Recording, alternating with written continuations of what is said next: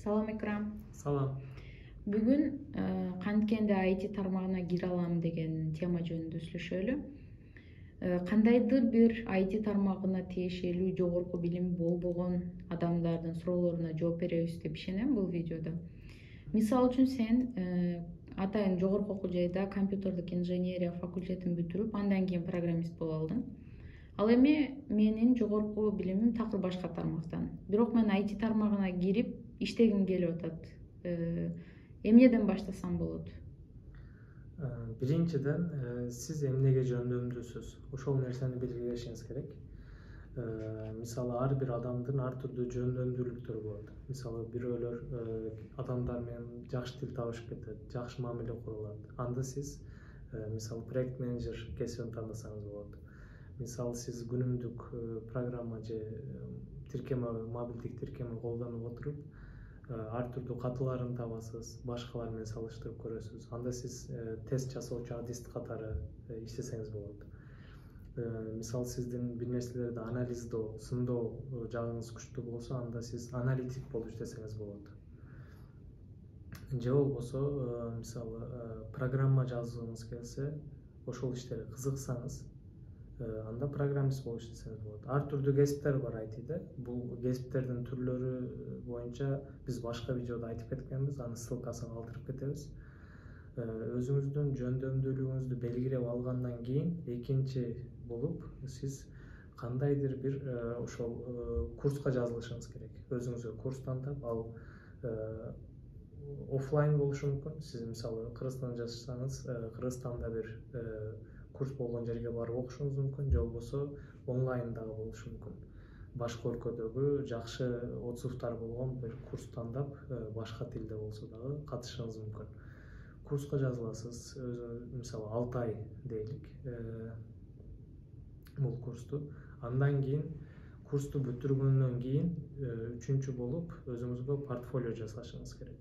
Курста үйрөнгөн нерселериңизди практикада колдонуп көрүшүңүз керек. Колдонуп көрүүгө аракет жасашыңыз керек. Мисал келтире турган болсом, бир программист болсоңуз, ушу айланаңызда көргөн мисалы гүл саткан жерге барып, сага сайт жасап берейин деп сүйлөшүп, ага гүлдөрүн көрө ала турган бир сайт жасап берсеңиз, мисалы портфолионуңузга ошол проектти койсоңуз болот. Же болбосо мисалы бир тестерлик курсун бүтүргөн болсоңуз, кандайдыр бир ошол өзүңүз жашаган аймактагы бир сайтты алып, аны өзүңүзчө тест кылып, анын результаттарын, жыйынтыктарын чыгарып, ошол сайтка жөнөтсөңүз болот. Ушундай катылар таптым, же ушул жерин минтсең жакшыраак болот деп бир жыйынтыгын чыгарып жөнөтсөңүз болот. Ушундай бир өзүңүзгө портфолио жасашыңыз керек.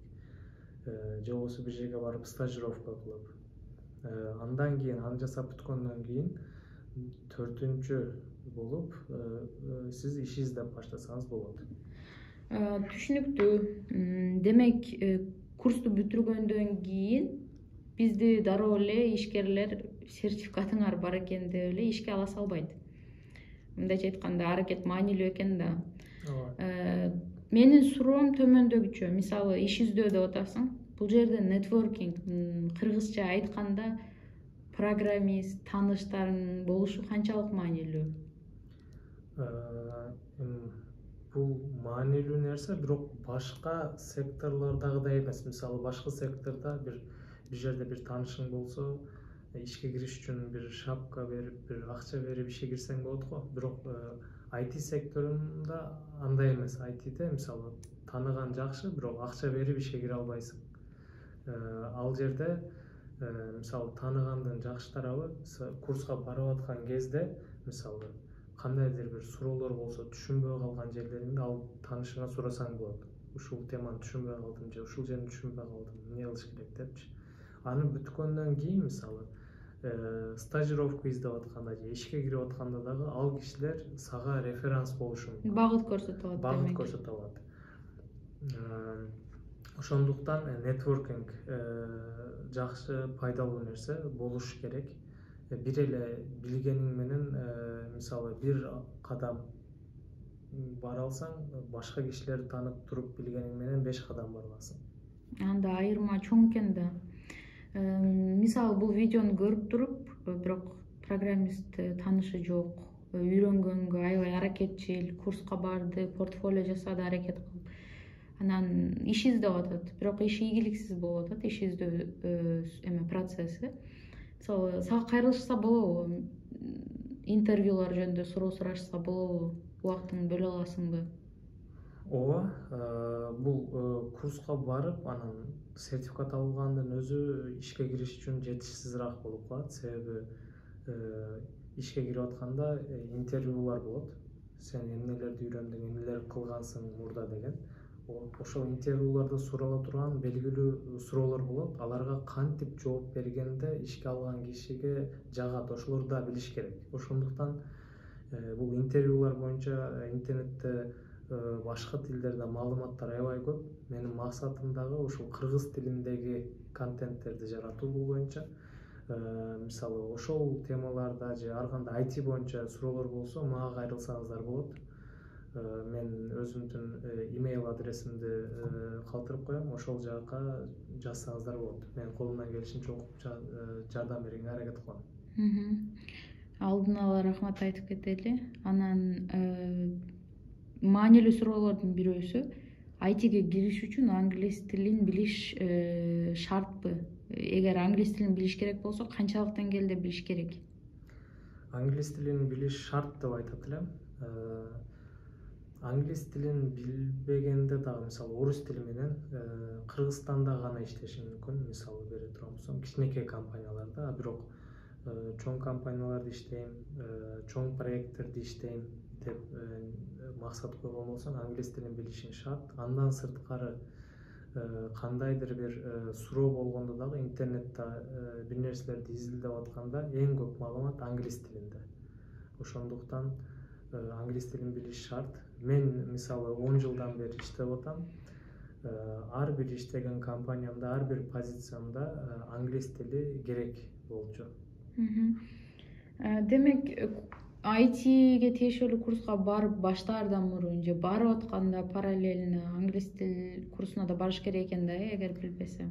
Ооба, эгер англис тилин билбеген болсоңуз, азыркы учурда IT курстарынын көбү, ошо IT курсу менен чогуу англис тилин да үйрөткөн курстар көп, мен изилдеп көргөнүмө жараша.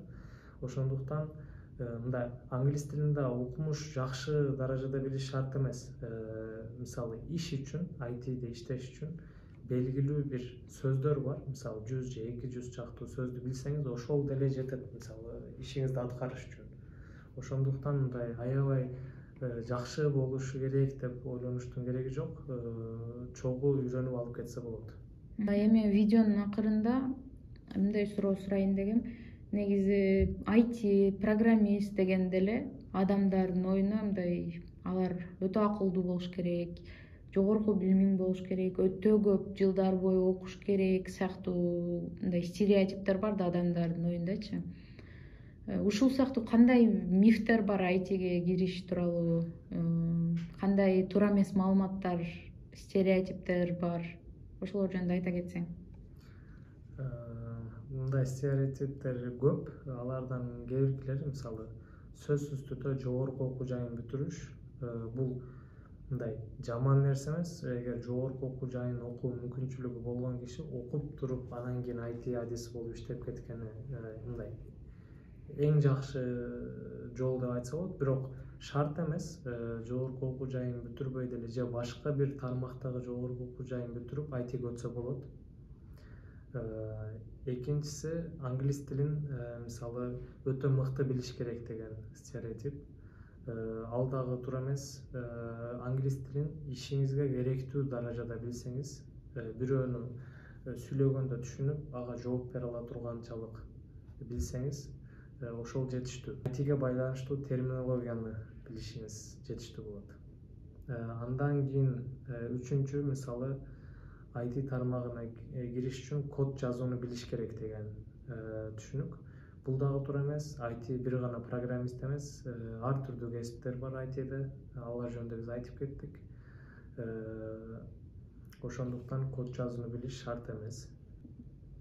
Андан кийин акыркысы, ITге кириш үчүн вундеркид болуш керек деген түшүнүк. Бул дагы туура эмес. Ар бирибиздин өзүбүздүн жөндөмүбүз ар түрдүү да. ар бирибиз өзүбүзгө жараша ишти таап, кесипти таап иштеп кетсек болот айтида.